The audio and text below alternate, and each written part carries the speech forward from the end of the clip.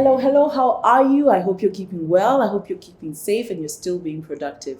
My name is Marion Abura and I'm the lead events consultant at Majestic Events Kenya. And I'd like to welcome you to our YouTube channel where we discuss all things events. Now, today's a special day because we are shooting from Park Inn by Radisson, an amazing hotel. And when you come to the rooftop, which is where we are today, you can actually see Mount Kenya so clearly. So make sure you stop by, okay? Awesome.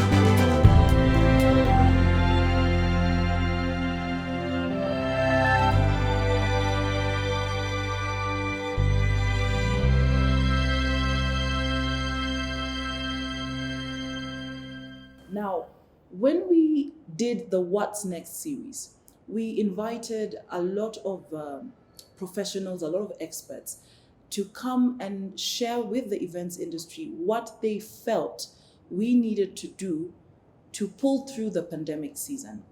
Okay, so we're looking outside the events industry.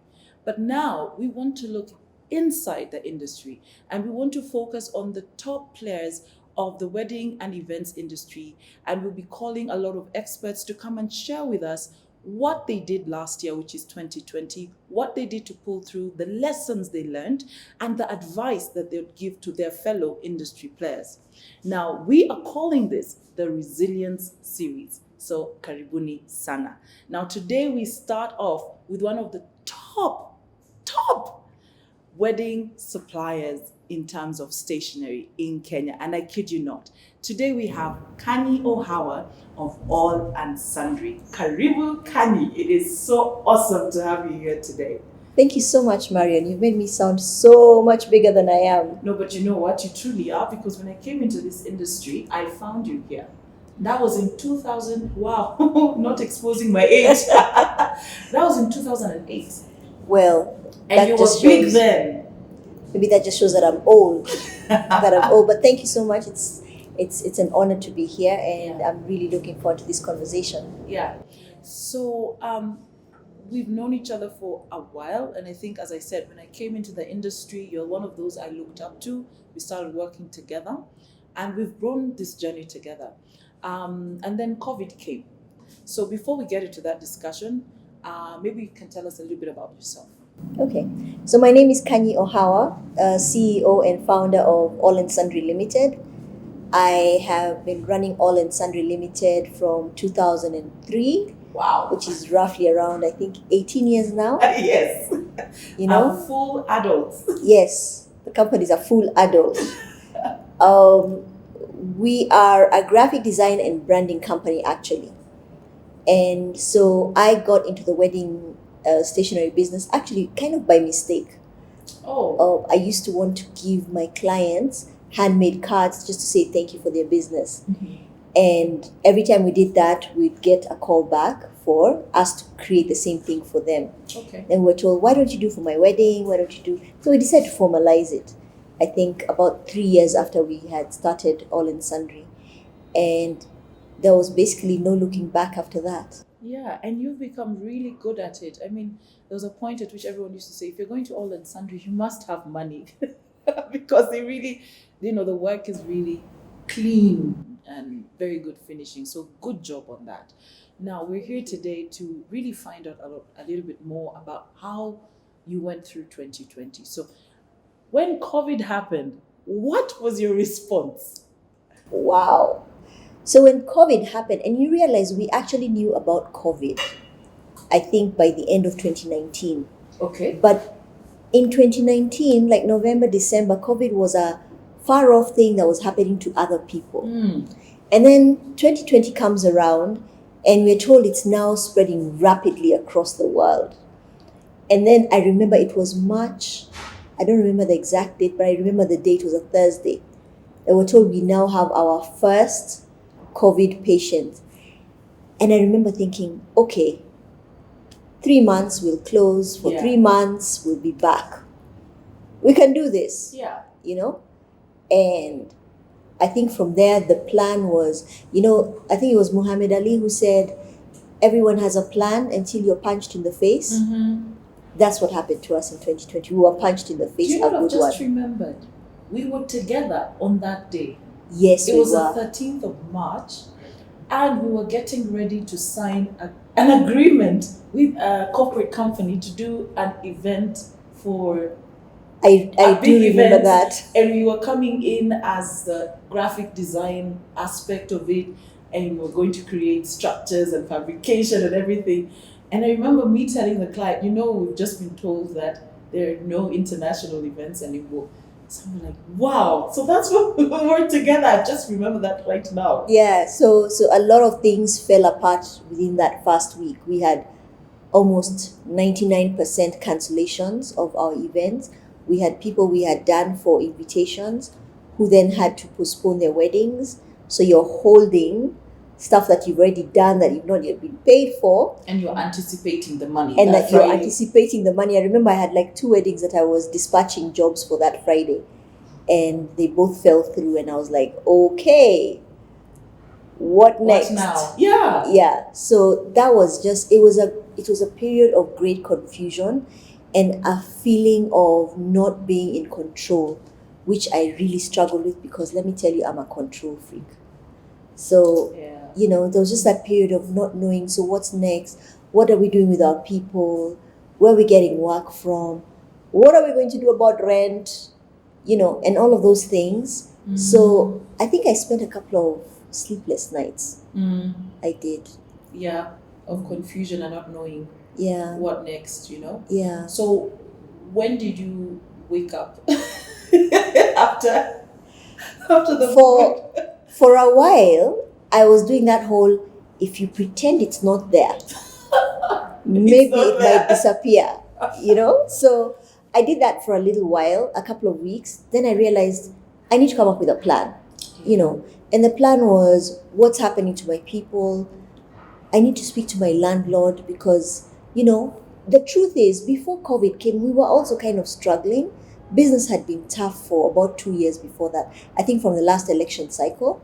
And so we were not at 100%, That is so true because Leonard was like, we are complaining right now. Leonard came like during the What's Next series and he was like, we're complaining there's no business now, but let's be frank, even before COVID, there was no business. There was no business. We were really struggling. So already I was at the point where we were literally living hand to mouth, just being able to just barely pay your bills and that kind of thing. And then COVID came along and for me, I remember writing to my landlord, and we had an informal meeting at my building because everyone was like, okay, so what are we telling the landlord? Can we ask for, like a 50% decrease in rent or something? Yeah. And I remember thinking in my head, I don't even think I can make that 50%. So I'm going to ask for a moratorium on rent, which is what I did. One of the things that COVID actually taught me last year was how to be kind of brave and stupid about asking for what you want, because that's exactly what I did. I think so you asked for a moratorium on rent, which means I don't pay rent. I asked for just for a waiver on rent. Did you get it? Of course not. But what they did, that was bold. That was bold. But I got a much better deal. They then they allowed me to just pay service charge. Nice. Yes. Nice. Yes, because I asked for it. Okay. Okay. So that I did that for a couple of months, and then I realized this is still not sustainable. The events business has basically died, and in as much as we do graphic design and branding, a lot of our business was coming in from the event space. And so then I had to make the difficult choice of letting go of my office. No way. Which for me was harder. It was the hardest thing I've ever had to do because I've been there for 17 years by last year. 17 years, as in I know the culture of CBD where my office was. Yeah. Because I'd been there for so long.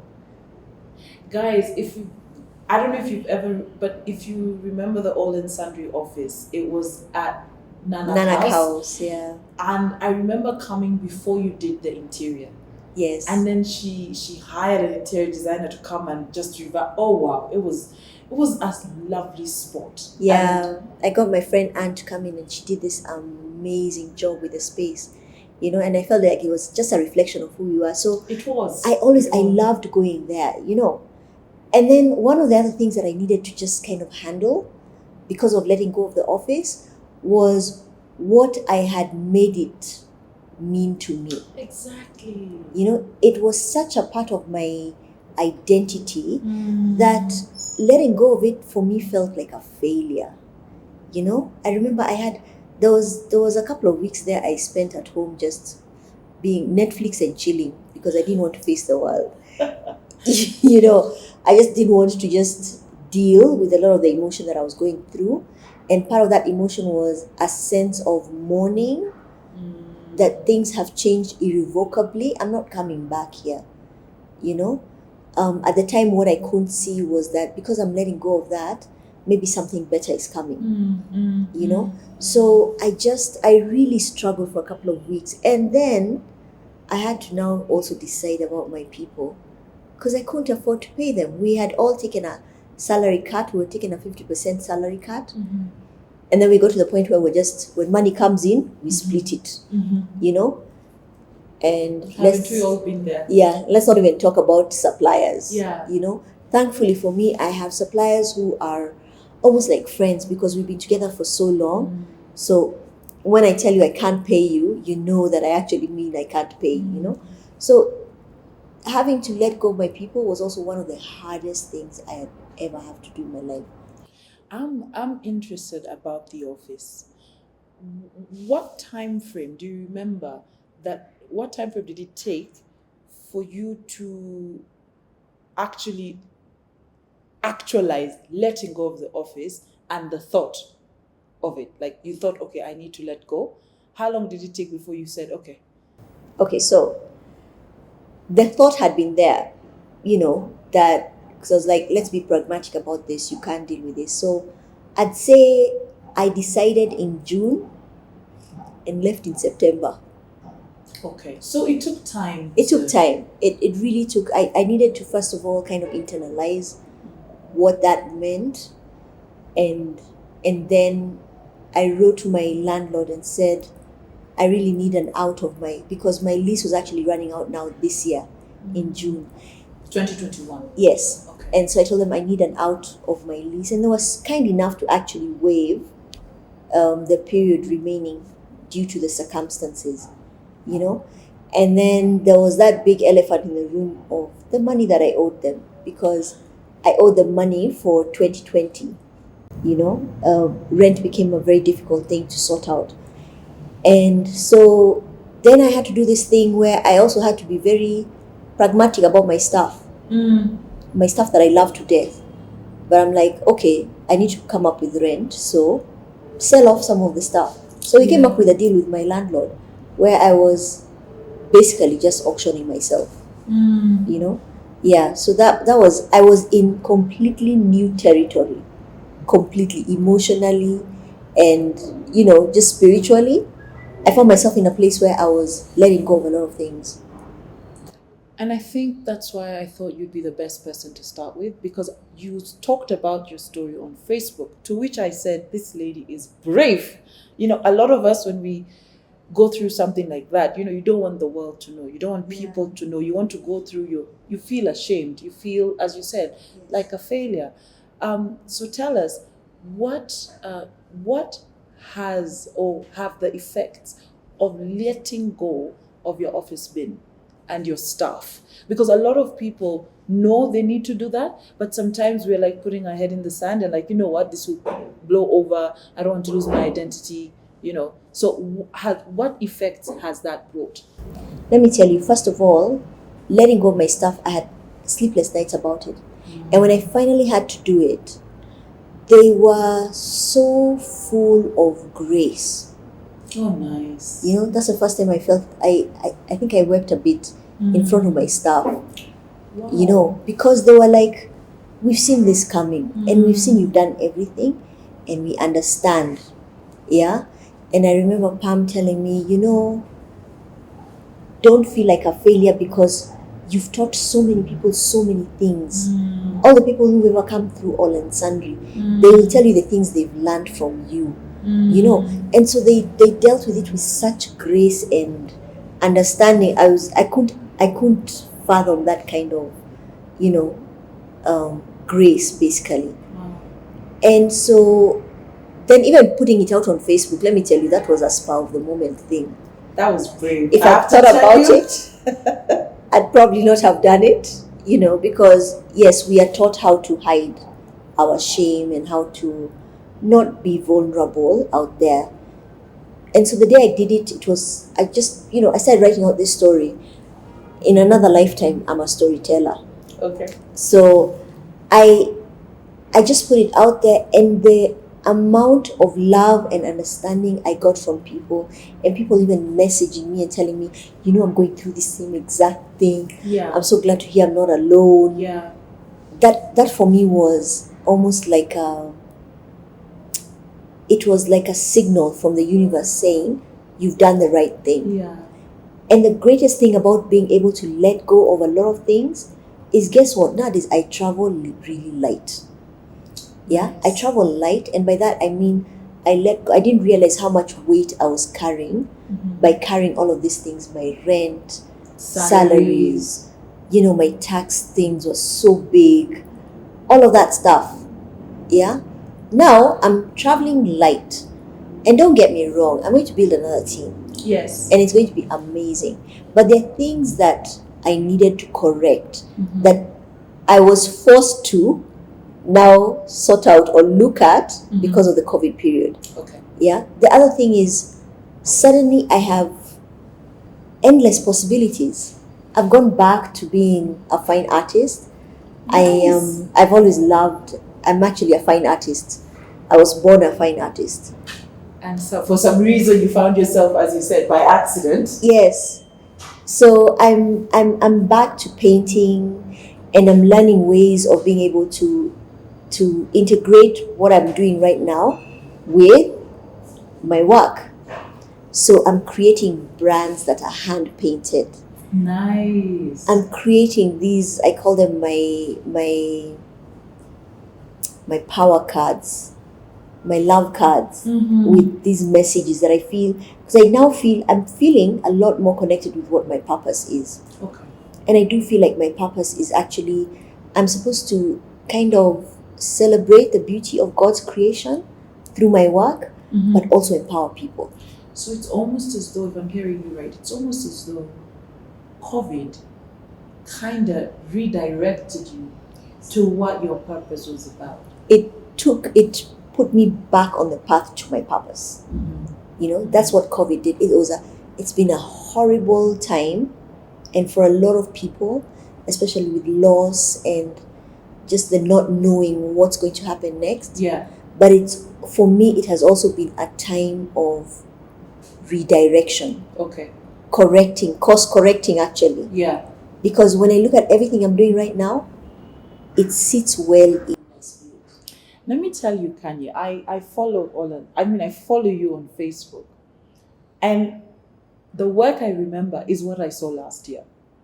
Yes, I'm used to seeing your cards and everything, but the artwork that you have produced is unbelievable. I mean, the hand-painted jobs, the cards, the wall hangings. I remember saying that, you know what, I have to buy your paintings and, put them in my house because it's beautiful. And I'm like, where was this? Like 5 years ago? Like, I think we were just rushing for paying bills, running 5 years orders. ago I was just too busy, being busy, paying bills and thinking about what I'm supposed to be doing, and and just I was in that facade.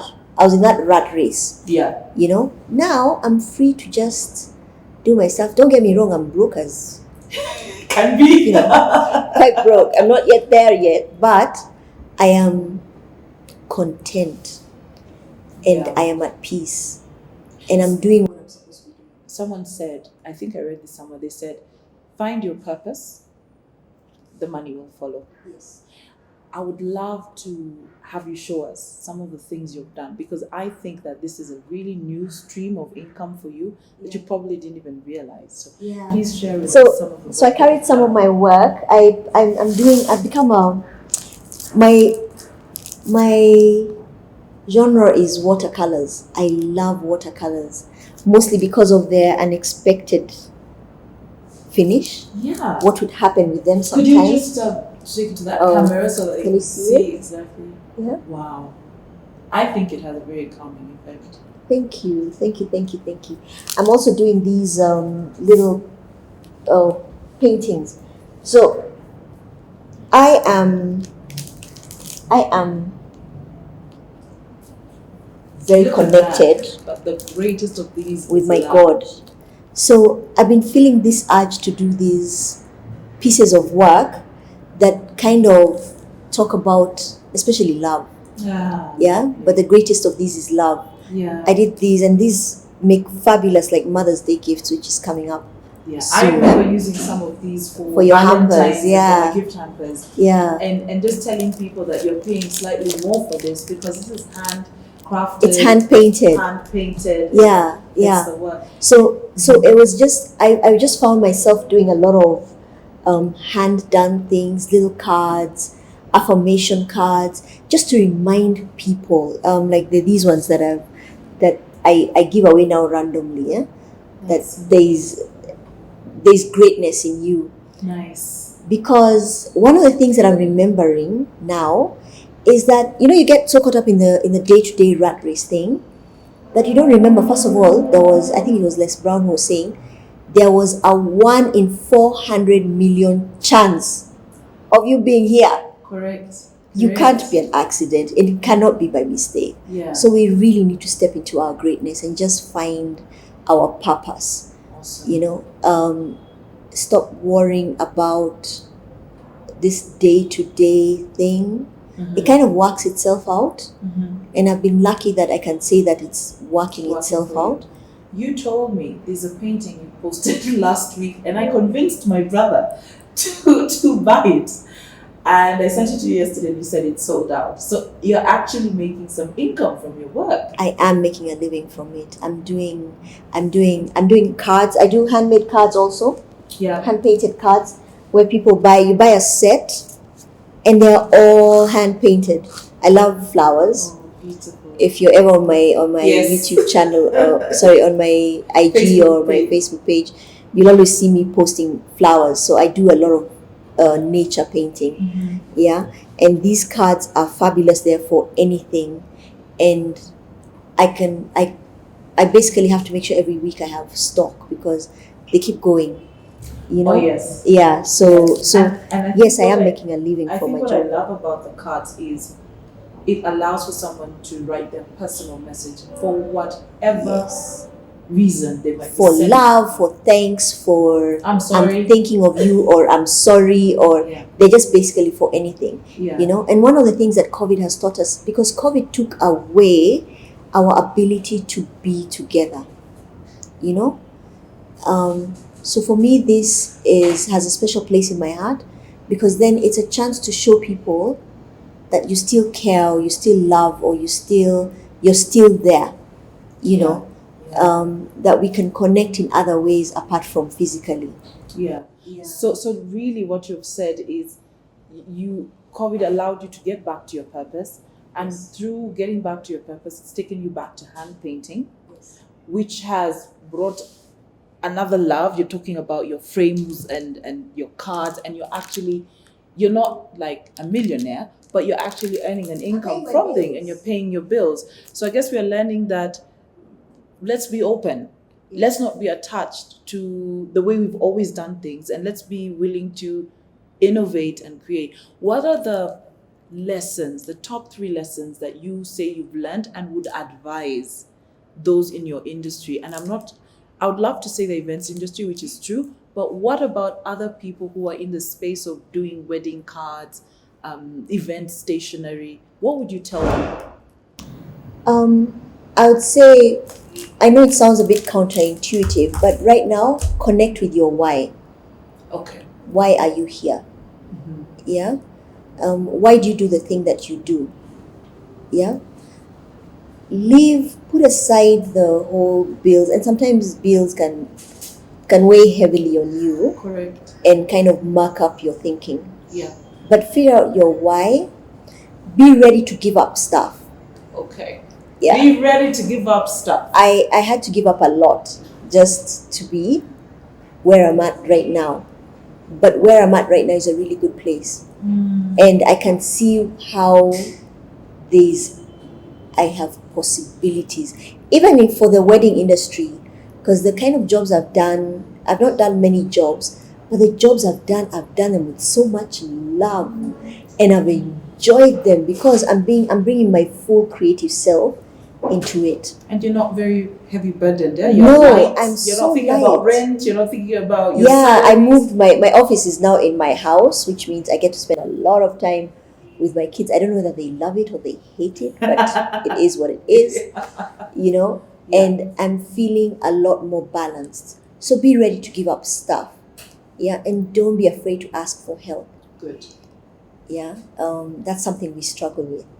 So I love that. The top three, connect with your why, be ready to give up stuff, and don't be afraid to ask for help.